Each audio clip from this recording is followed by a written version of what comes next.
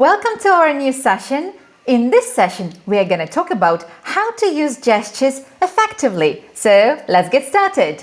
All right, let's have a look and let's think of gestures you could use for the following instructions. The first instruction, imagine you need to give an instruction to stand up. So in order to demonstrate this instruction, you can stand up and you can put your hands up. Let me demonstrate it. All right, dear students, please stand up. Stand up. This is how you can show it. Another instruction is working on your own. How can we show it? Well, simply use one of your fingers, preferably this one, and point. Work on your own or work individually. This finger will definitely demonstrate that they can't talk to anyone else, and you can double check. Do you need to work with your partner? And they obviously will tell you, no, alone. So this is how you can show it. How can we demonstrate timing? For example, you need to demonstrate 5 minutes. Just simply use your palm and show 5 minutes. Open your palm to your students and show you have 5 minutes and just demonstrate it. You can pronounce it or you can just show how many minutes do you have or how much time do you have, and then you can just show 5 minutes, or you can just whisper 5 minutes to grab their attention. If you work online, then it will be easier for you because you can show them both, verbally, non-verbally, and at the same time, when you put your students into the breakout rooms, you can chat and you can send a message in the chat 5 minutes, and they will understand how much time they have. If your students are really very loud and it is not appropriate or it's not actually the aim of the task, you can show it by just simply putting your finger close to your nose and saying shh. Alternatively, you can also stop talking.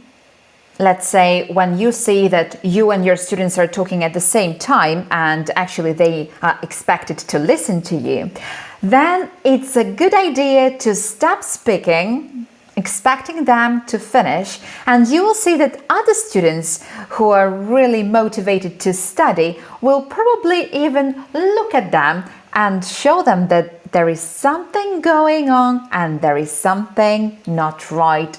So this is something what might be really helpful. When you work online, you can just mute everyone, and in this case, working online has its benefit. When you want your students to listen to someone's idea and you can see that they are still talking or they are not attentive, you can ask them to listen to someone by simply showing. Put your finger closer to your ear and point at the person who they need to listen to. Be careful with your finger. Do not point exactly to the person. Try to point a little bit up and show the person who they need to listen to with your head. It will be more polite. In some cases, you need to show your student, especially in some speaking assignments, you need to show that they need to extend their answer and speak more. How can you do that? You can show it with your both hands and nod at the same time with a smile, and they will understand that you expect them to speak more in a friendly way. Of course, don't forget about the smile. It really matters here. If you need to show your students that the activity is over, if you're in a real classroom, face-to-face, then you can easily do it by crossing your hands, and you can do it in this way.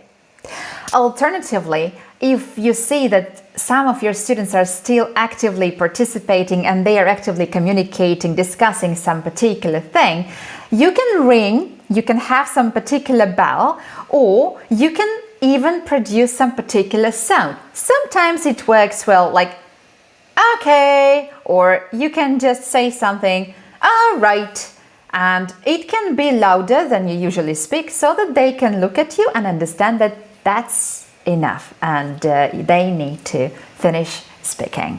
When you see that one of your students is really naughty and doing something strange, or probably he is really very noisy, it might be a good idea to come to him and show him in a friendly way with your finger, putting your finger closer to your nose, again with a smile, or you can just come to him and look at him with a smile, manipulating your reaction non-verbally, and you will see that your student will understand that there is something going on and probably he or she needs to listen to you or do what you expect him or her to do.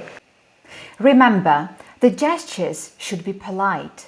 They should help students understand, because in some countries, like in India, nodding would actually mean no. You need to be aware of cross-cultural differences. If the student doesn't understand the gesture, say it. Do not exhaust your students.